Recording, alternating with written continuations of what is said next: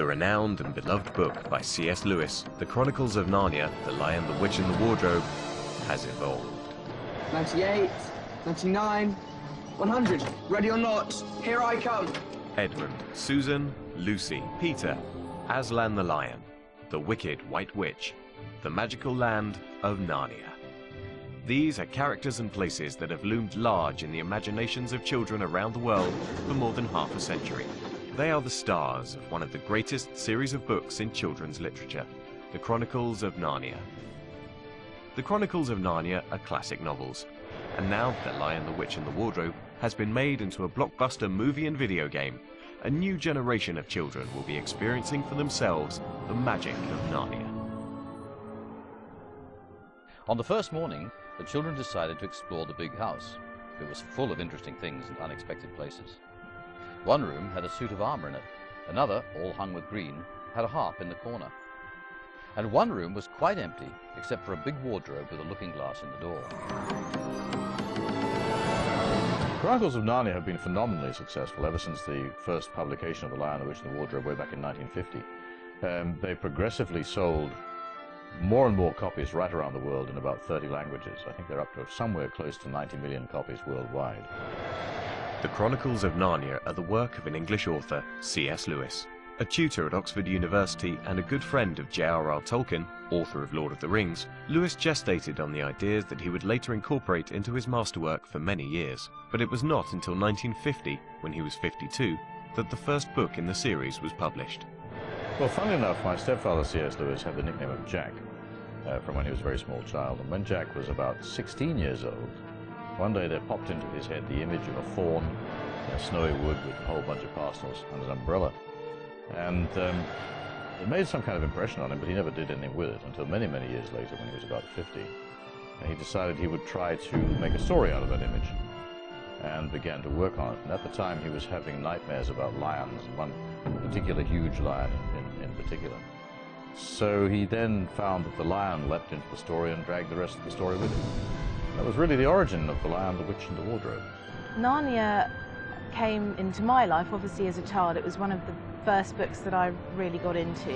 And as a teacher, it's one of the classics that one feels obliged to deliver to children. The film of The Lion, the Witch and the Wardrobe has been a very, very long time in gestation. I suppose I've been dreaming about it, scheming it, talking about it for the better part of my adult life. My sons, my children, they remember me all of their lives dreaming, scheming and talking about making a movie of The Lion, the Witch and the Wardrobe. But it's also, of course, noteworthy that the technology has not existed to make a movie of it doing the book justice until very recently. But it's not just the movie that will bring the world of Narnia to life this winter. A new multi-million-dollar video game developed in conjunction with the movie for the first time allows children to create their own adventures in the world of Narnia. Moving from the movie, which is a well-known and accepted medium nowadays, into the video game area is it's an uplifting experience in some ways, because every child throughout the history of the book has longed to be able to go to Narnia. I don't really think that anybody amongst the general public has any idea of the background of what goes into making a movie to start with. But if you take then the making of a game from the movie, it's probably more complex in a sense, converting the movie into a game than converting the book into a movie. Los Angeles 2005, home to the greatest computer show on earth, E3. Ensuring that the video game joined seamlessly with the movie was the job of Andrew Adamson, the director of Shrek and Shrek 2, and now the director of the first Chronicles of Narnia movie. There's a very specific look to the world of Narnia, which I think is an original world that people haven't seen before. And we really wanted to make sure, in partnership, that the game had that look as well. Before we even started shooting the film, we were having discussions about how to integrate the film aspects into the game and vice versa.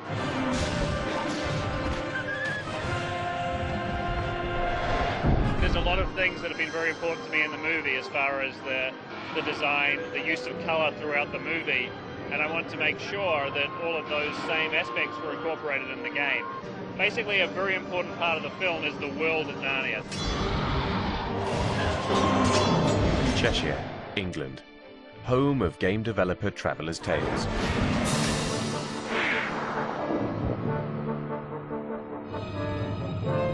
Here, the film was adapted into an interactive action-adventure. I think this will mean a lot to the Narnia fans. I think, you know, it's the second biggest selling book behind Harry Potter. When the opportunity came up to do Chronicles of Narnia, I was thrilled. I'd been a great fan of the book since I was pretty young. I read it when I was 7 or 8, and the tales really captivated me.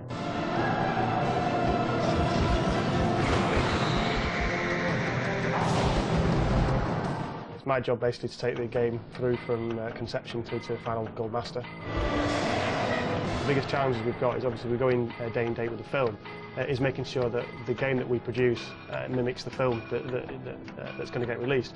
In the kind of first few days of filming, we had handy shots of locations and things like that, so which was fine for our level builders. We could kind of go out, build the sets that Disney were filming on. My name is Jonathan Schaller. I'm a level artist and I create the scenery on various scenes from the movie. In the feature-length movie, many of the backgrounds are completely computer generated and some of them are detailed full-size set pieces.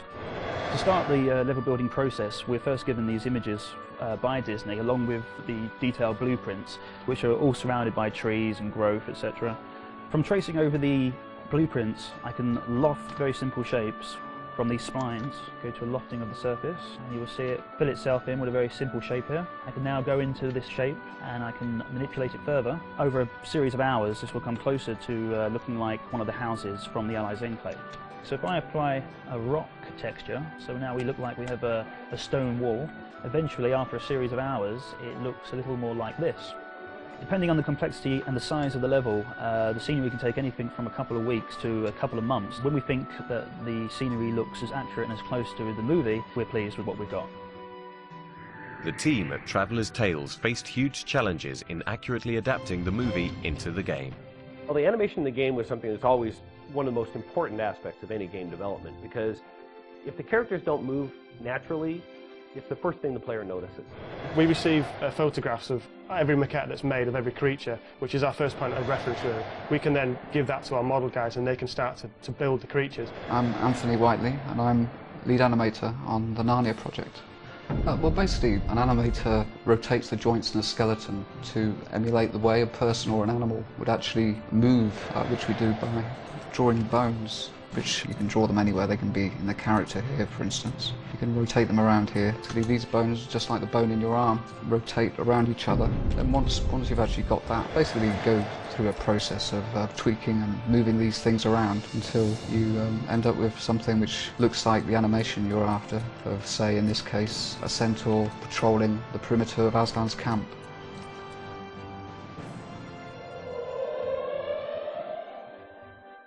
Once the artists have built the levels, we obviously have to put them in the game. The more complicated process that we spend a lot of time on and a lot of work in is putting the creatures into the game. So one of the first processes we go through is we have to lay out for the creatures pathways so that they know where to go. So for example, I can start laying out a path to bring the creatures round into the level. This describes how the creature can move around the level. I'm going to add into the game a Minotaur. So now he knows how to move through the level. He's in the level, obviously, and he now knows how to interact with the player, how to attack when he should stay back. Throughout the game, short animated movie clips called cutscenes help tell the story. I'm Bill Martin, the lead cutscene animator on Narnia. Well, to the game as a whole, the cutscenes, apart from explaining to the player where they are and what's coming up in the game, they expand the whole experience, I think. They give you a taste more of the film and give you a richer experience for when you're playing the game. Well, we start off with a level design document that outlines everything that's needed in each level, and within that we're told what cutscenes are needed. From that, Disney supplies us with a storyboard, which gives an outline of the general timing and the cuts and what characters are in there. So we take the game level into the computer and place the characters and the cameras in there, cut it together so we've got a rough timing so we know it's working okay. In this cutscene, Edmund's been captured by the baddies. The centaurs are coming to rescue him. When the scene's been blocked out and all the camera cuts are in, then we hand over to the sound guy who will put in a placeholder track with voices.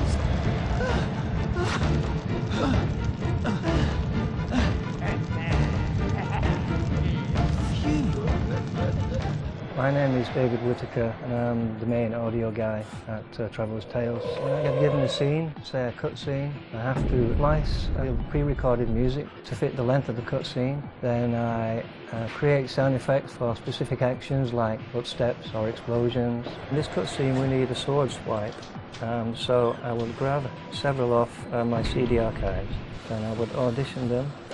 I would place it on the timeline in relation to where the switch needs to be. So the guy's going to swipe his sword. Huh? Who's there? Peter? Shh! I've come to get you out. Hurry! Huh? Oh, what have we here? My name is Mike Jacob, and I'm the executive producer for Buena Vista Games. The gameplay itself is really, I think, inspired in a lot of ways.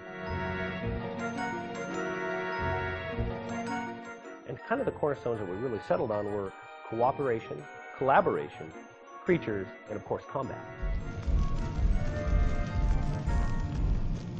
One of the great design ideas was to be able to team the kids up, and you can actually link them together. So when their power meter gets up to the top, you can actually run any of the two children up next to each other. Each of them connect up in different ways, and we leave it up to the player to choose how to link the kids up and when to link them up and how they want to use them. For instance, Peter might link up with Edmund, and they actually do this great spinning move that's kind of reminiscent of a giant whirlwind.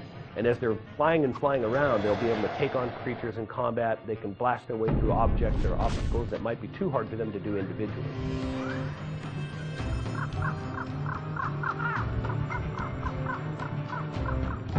If you want to sort of beat them up and jam through the game and just sort of attack your way, it works for you.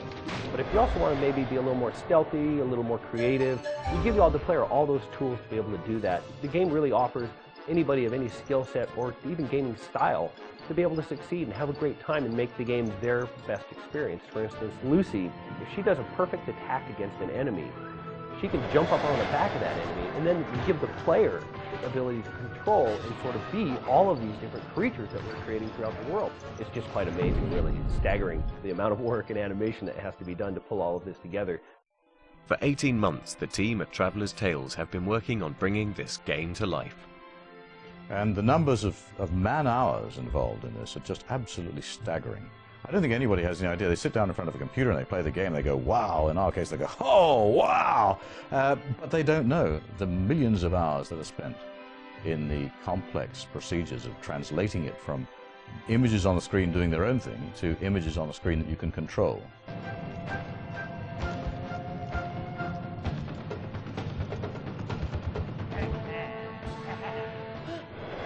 Now with the new video games and the computer games, the children can actually not only get into Narnia, but they can control what their protagonist, what their particular character does in Narnia. So in a sense, they invent their own adventure. For me personally, it's a great honour really to work on a game of such size. I mean, the general feeling within the group is the film's going to be huge, you know, and to be a part of making a game for something that is going to be so big is a great honour really. It's really exciting to be involved with the Chronicles of Narnia, to work with the director, to work with the property, to meet Douglas and all the people involved with the story, and to be part of that whole legend is a pinnacle really in my career in the games industry. Now, with the advent of these computer and video games that we're producing, taking off from the movie, people all over the world will, for the first time, without a wardrobe, be able to go to Narnia.